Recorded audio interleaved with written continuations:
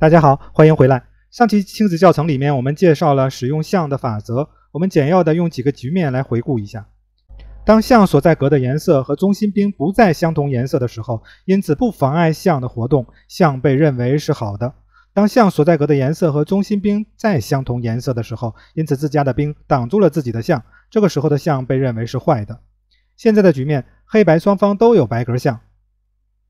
中心是封闭的，那么这种情况一定会有好坏象。白方的中心兵在黑格里，所以他的白格象没有任何的阻挡，是名副其实的好象。而黑方恰恰相反，他的中心兵都在白格里，所以他的白格象呢就成了彻底的坏象了。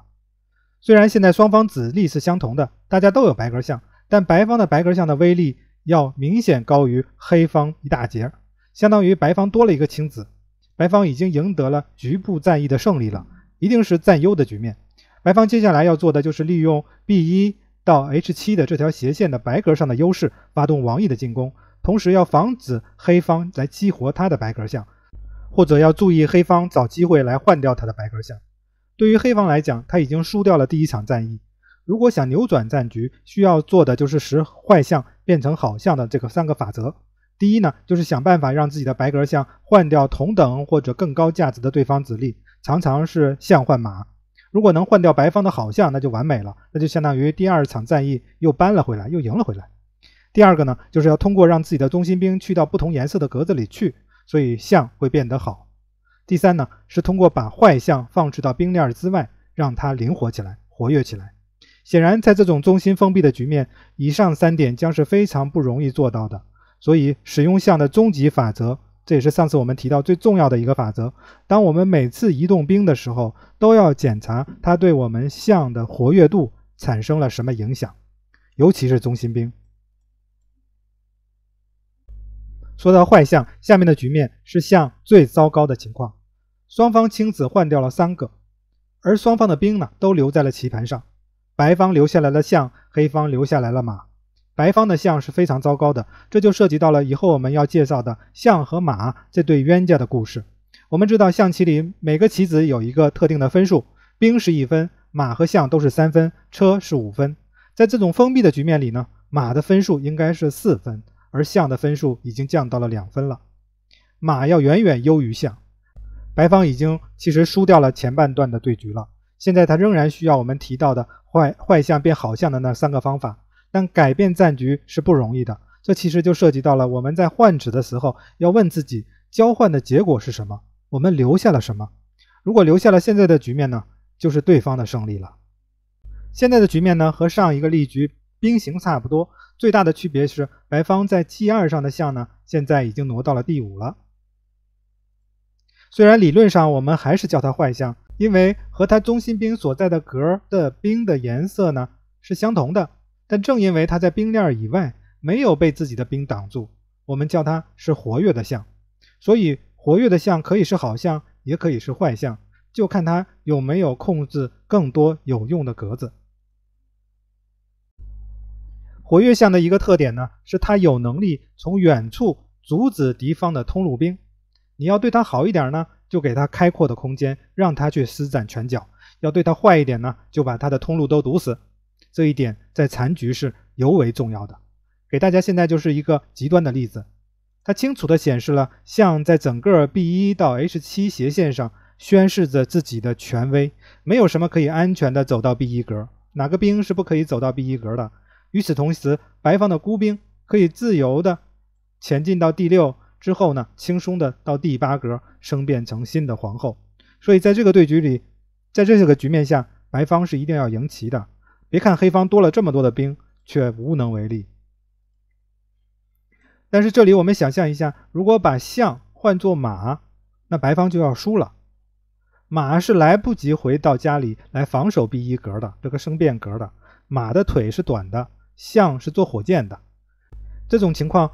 甚至把象换作车也是要输棋的，那是因为车回到底线，黑方却有西兵拱到西2这一步，车是没有办法防止这种情况的兵升变的，2个兵连接的兵都在第7横线上。所以当然这里要把象换作后也是没问题的，因为后可以扮演象的角色嘛。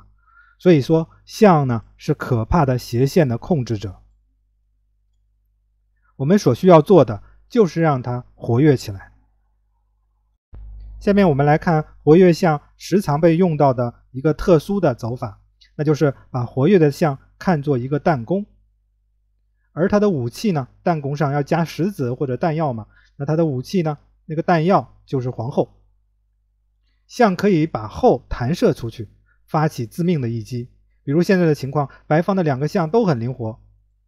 都很活跃，都没有兵挡住自己的线路，而且都在瞄准着黑方的王城。这2条白格斜线和黑格斜线直接瞄准着黑方的王城。另外，白方还有空间优势，我们看黑方的棋子都蜷缩在自己家的还没有过到中线自己的3行之内，这也是很重要的，这才有了我们下一步的进攻手段，那就是后到 E4， 一个常见但是非常重要的概念。皇后用她的白格象一起来建立一个弹弓，有时我们也称作为串击，但我觉得不够形象，弹弓却非常形象。他将皇后呢深入的弹射到敌方的阵营中去，这是有决定性作用的。目前这种情况下 H7 格将是将杀格。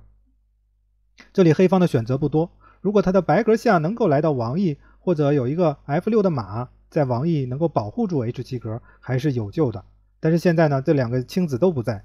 黑方只能拱兵 F5 或者 G6 来挡住白格斜线，来解决这个危机。那 G6 好吗？其实不好。我们看 G6 之后呢， H6 兵就已经没有保护了，但由于白方另一个活跃的象正瞄准着 H6 格呢，而白方象吃兵之后进一步会打开王城，由于黑王的活动空间有限，其他子力都不能来到王翼，输棋是很快的事情了。所以黑方选择了拱 F 兵来挡住白格斜线。F5， 白方吃过路兵，黑方吃回。因为有这个弹弓的威胁，白方需要搭建一个将杀网络，他需要选择再加一个粽子来加入进攻，所以选择了车造 E1。黑方能做的防守没有什么实际效果，最好的一步呢就是跳马到 A5， 迫使后离开。白方利用白格象这个弹弓上后将，黑王躲开。白方现在不能接着象到 G6 去将，因为车和王都在保护着 G6 格呢。但白方这里另外有一个好棋，如果黑方的车是重要的防守者，而车又在黑格里，白方还有黑格象没用呢。白方象到 G5 要来赶走黑车，一旦黑车走了，那白方象到 G6 就已经要将杀了。但现在这个黑格象不是要弃掉了吗？不过黑方这里是不敢吃的，因为白方的马在这里已经等了很久了。如果现在兵吃，我们来看一下兵吃，那么马上来继续带将，黑王要继续躲开，白方马吃E6兵威胁黑后。目前黑方的防守已经瓦解了，如果黑方挪后到西8，白方可以马吃兵继续带将，到时候后翼中心全面失守。总之黑方已经很难下了。注意白方这里的弃象呢是很有道理的，因为黑方的子力很多都不灵活，他们很难在短期之内参与到保王运动中来，所以即使我们有弃子也感觉不到压力，相当于白方还多子呢。所以黑方这个时候选择的是不吃象，在这个时候他不选择吃象，而是走了邀请换后，这是黑方最好的防守方法，换掉白方最重要的进攻子力。但这样白方就换子占先了，象吃车。接下来一系列的换子，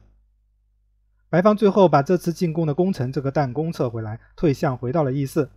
接下来呢，多子就开始换子，这是一个遵循的一个好的原则。黑方已经是很不利了，这就是活跃象这个弹弓的威力。